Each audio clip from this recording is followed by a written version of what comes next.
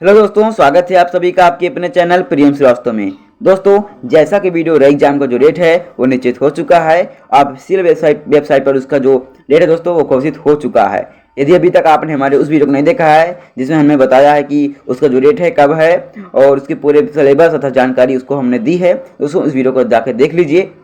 दोस्तों, जैसा कि अब आप सभी को अपने टारगेट पर पूरा फोकस करना है, क्योंकि ये जो ये वैकेंसी है वो 5 सालों से अभी तक अटकी हुई थी।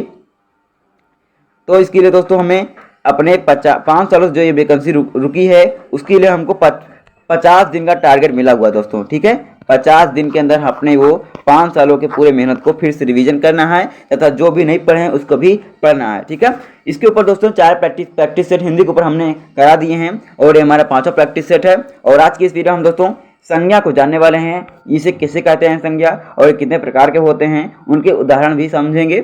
और दोस्तों इसके बाद भी कई अन्य वीडियो तथा 700 जी के क्वेश्चन को हम जल्दी अपलोड करेंगे, जो कि आपको जी के सब्जेक्ट को 50% तक हल करवा देगा। ठीक है, और आप उसे जरूर देखें। और दोस्तों आइए चलते हैं आज की इस टॉपिक को शुरू करते हैं। दोस्तों संज्ञा, ठीक है, आपके सिलेबस में संज्ञा भी आपका एक मुख्य विषय है, क्योंकि हिंदी के सिलेबस में ये भी आपका कुछ अंक 3 से 4 अंक का आने वाला है। ठीक है दोस्तों, आइए देखते हैं संज्ञा। ठीक है, संज्ञा का शाब्दिक अर्थ होता है नाम। ठीक है दोस्तों, संज्ञा का जो शाब्दिक अर्थ होता है वो होता है नाम। ठीक है, संज्ञा का शाब्दिक अर्थ होता है नाम, किसी व्यक्ति वस्तु स्थान। ठीक है, व्यक्ति वस्तु स्थान तथा भाव के नाम को क्या कहते हैं, उसे क्या कहते हैं, उसे संज्ञा कहा जाता है। किसी व्यक्ति वस्तु स्थान अथवा भाव के नाम को संज्ञा कहा जाता है। जैसे नाम में हो गया दोस्तों, व्यक्ति में हो गया राम। ठीक है, क्या हो गया, व्यक्ति में क्या हो गया राम, एंड स्थान में हो गया वाराणसी, एंड स्थान वस्तु में हो गया दोस्तों महल, बहादुरी। ठीक है, भाव है, भाव में क्या हो गया बहादुरी। रामायण क्या है, ये भी एक नाम है, ये इसको वस्तु की श्रेणी में हम ला सकते हैं। ठीक है, रामायण आदि।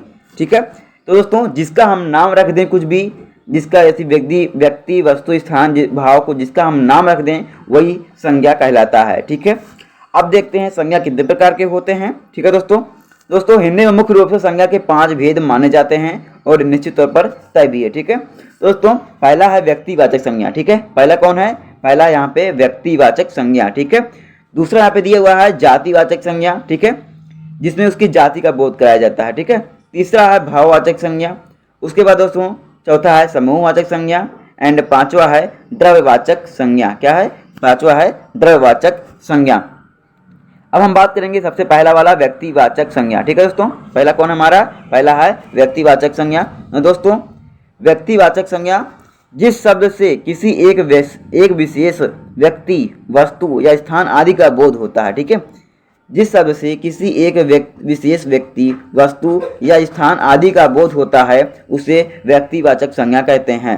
जैसे राम कृष्ण एक विशेष व्यक्ति के रूप में आते हैं, सीता, गंगा, यमुना, गोदावरी, काशी, कलकत्ता, दिल्ली, हिमालय, सतपुड़ा आदि। ठीक है, जो एक विशेष का नाम हो। ठीक है, जिसका एक विशेष रूप हो, विशेष व्यक्ति हो। ठीक है, चाहे व्यक्ति हो, चाहे स्थान हो, चाहे वस्तु हो, जिसका एक विशेष रूप हो, वो व्यक्तिवाचक संज्ञा के रूप में आता है। ठीक है, अब आगे देखेंगे अपना जातिवाचक संज्ञा। ठीक है दोस्तों, जातिवाचक संज्ञा। दोस्तों जातिवाचक संज्ञा हमारा है जिस शब्द से एक ही जाति के अनेक प्राणियों या वस्तुओं का बोध हो उसे जातिवाचक संज्ञा कहा जाता है।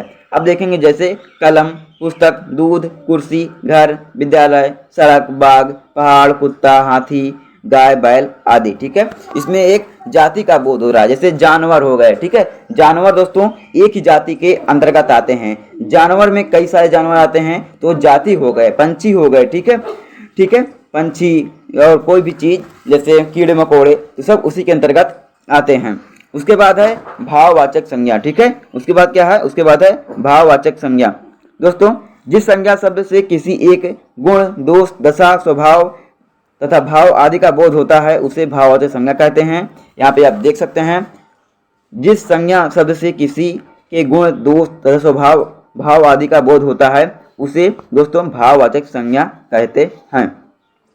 जैसे सच्चाई, दूसरा हो गया ईमानदारी, गर्मी, वीरता, लड़कपन, सुख, बुढ़ापा, हरियाली, जवानी, गरीबी आदि। ठीक है, इसमें इसमें एक भाव की बात हो रही है दोस्तों। तो जो सच्चाई है उसे हम छू नहीं सकते, नहीं केवल भाव उसका इसका स्पष्ट कर सकते हैं कि हम ईमानदार हैं, गर्मी लग रही है। ठीक है, आगे देखेंगे। चौथा है समूहवाचक संज्ञा। ठीक है, समूह संज्ञा है जो संज्ञा शब्द किसी समूह या समुदाय का बोध कराते हैं। ठीक है, जो संज्ञा शब्द किसी समूह या समुदाय का बोध कराते हैं उससे समूहवाचक संज्ञा कहते हैं। जैसे दोस्तों हो गया भीड़। भीड़ की कोई एक समूह हुई होती है, एक व्यक्ति नहीं होता। ठीक है, उसमें एक समूह होता है। सेना, जुलूस, खेल आदि, इसमें दोस्तों सब में दोस्तों ये इसमें एक समूह के रूप में तथा समुदाय इसमें अंतर्गत आते हैं। ठीक है, तो समूहवाचक संज्ञा कहलाता है। अब आएगा दोस्तों पांचवा हमारा है द्रव्यवाचक संज्ञा। ठीक है, द्रव्यवाचक संज्ञा दोस्तों जो संज्ञा शब्द किसी द्रव्य पदार्थ या धातु आदि का बोध कराते हैं, जिसका कुछ द्रव्यमान हो। ठीक है, उसे द्रव्यवाचक संज्ञा कहते हैं। जैसे स्टील, घी, सोना, दूध, पानी, लकड़ी आदि। ठीक है, जो दोस्तों एक द्रव्य हो, पदार्थ हो, मटेरियल हो, ठीक है, उसे क्या कहते हैं? द्रव्यवाचक संज्ञा।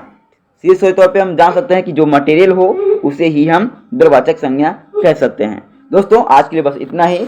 अगले नेक्स्ट पार्ट में हम हिंदी के लिए ऐसे ही बेस्ट और टॉपिक को हम चूज करके लाएंगे आप सभी के लिए, जिसको आपको माइंडसेट में अच्छे से बैठ जाए तथा आपके एग्जाम के लिए बहुत जरूरी रहे। दोस्तों आज की वीडियो आपको अच्छी लगी हो तो लाइक जरूर करें दोस्तों, और सभी दोस्तों अपने शेयर करें जितने भी आपके लोग इस तैयारी कर रहे हों। मिलते हैं नेक्स्ट में, तक के लिए जय हिंद, जय भारत, वंदे मातरम।